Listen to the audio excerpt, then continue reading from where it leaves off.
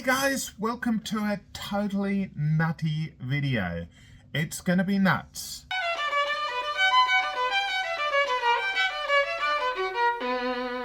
Today I'm going to talk about the nut on an instrument. To get us there, I've quickly got to finish planing this fingerboard.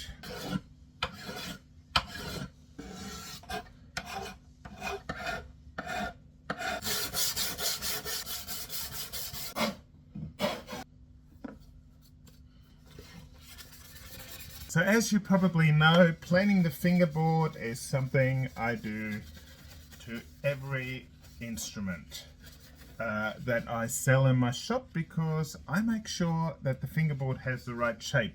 But today we're not talking about the fingerboard, we're talking about the little thing that sits on top of the fingerboard and holds the string, and it's called the nut.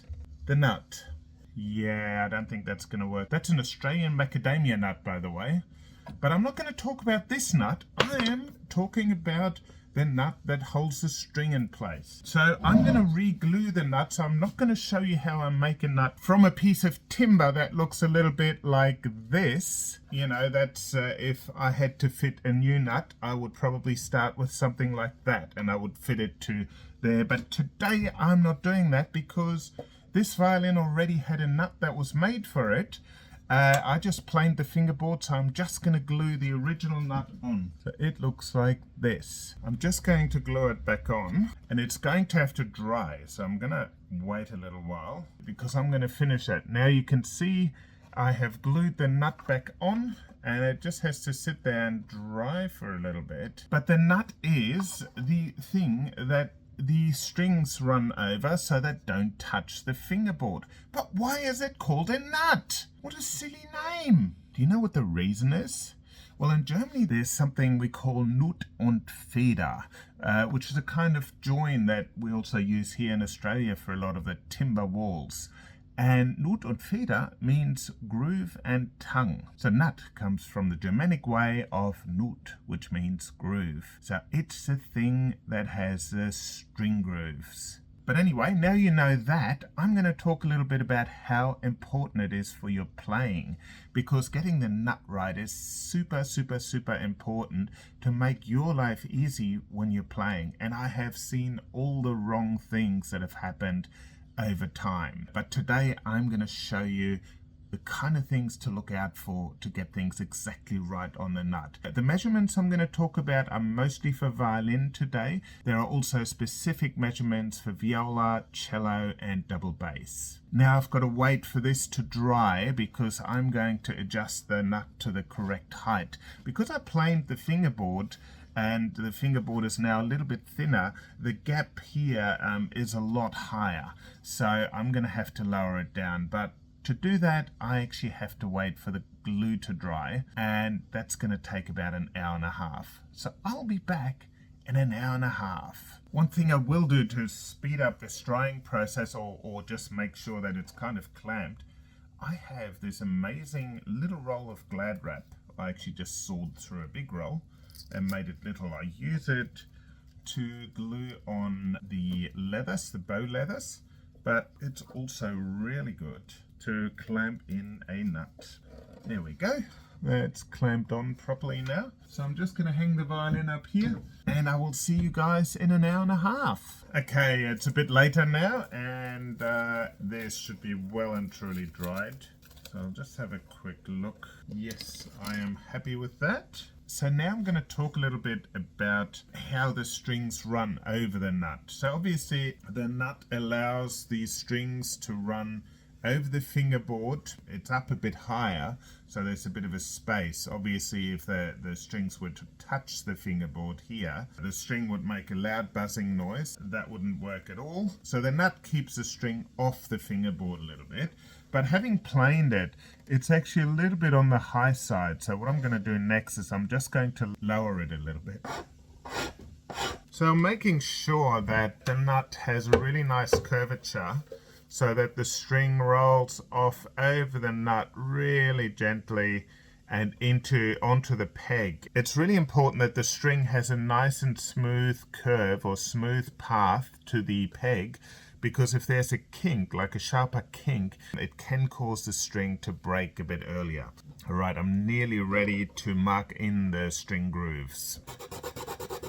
I'm marking in the string grooves, and what's really important here is that the grooves are very evenly spaced across here so that the strings have an exact even space.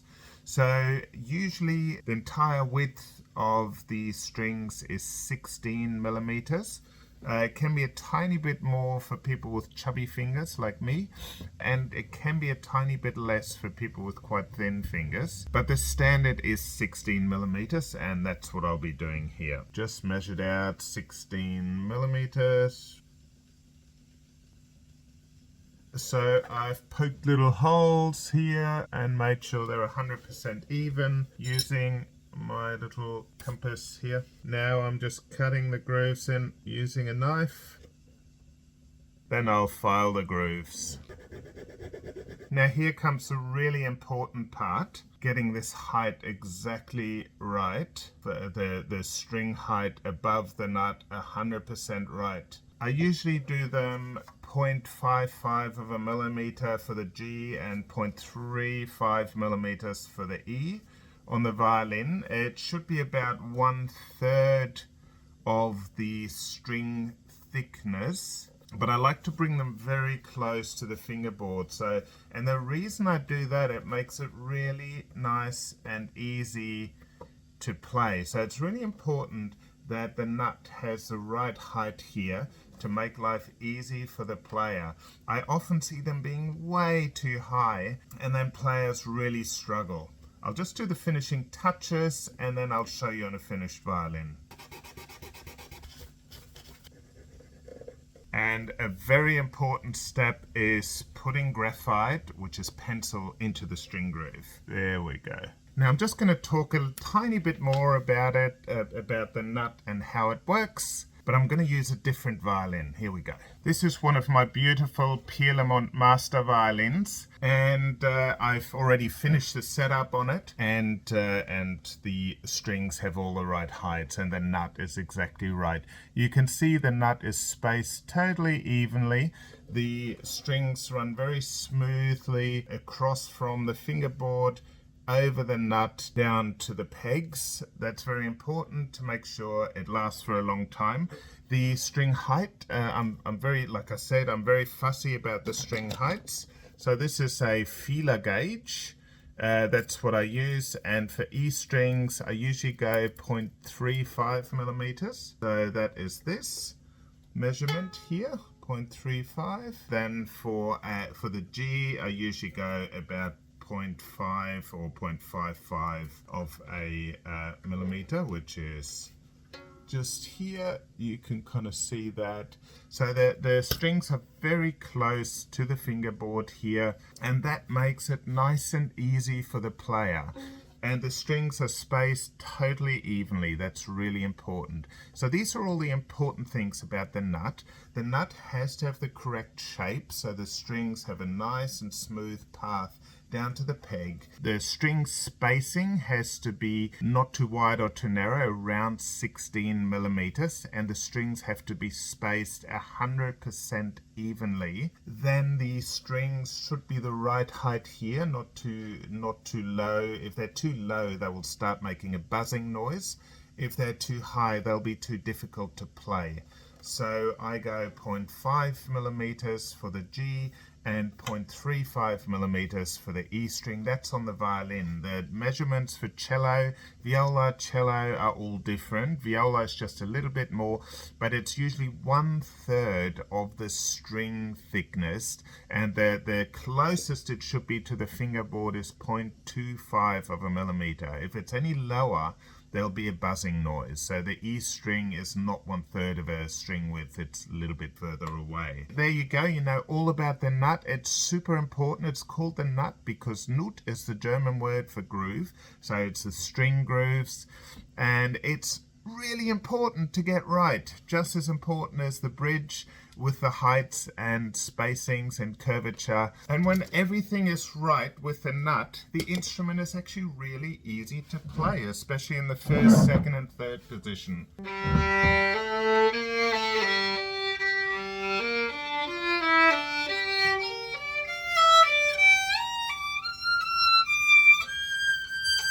I hope this video helped you get a bit more understanding about how the nut works and what it's all about and why it's called a nut. So hope that helped you. If you liked the video, hit the like button, subscribe to my channel and hit the little bell so you always find out next time I post a new video. Anyway, keep making beautiful music. See you guys. Bye.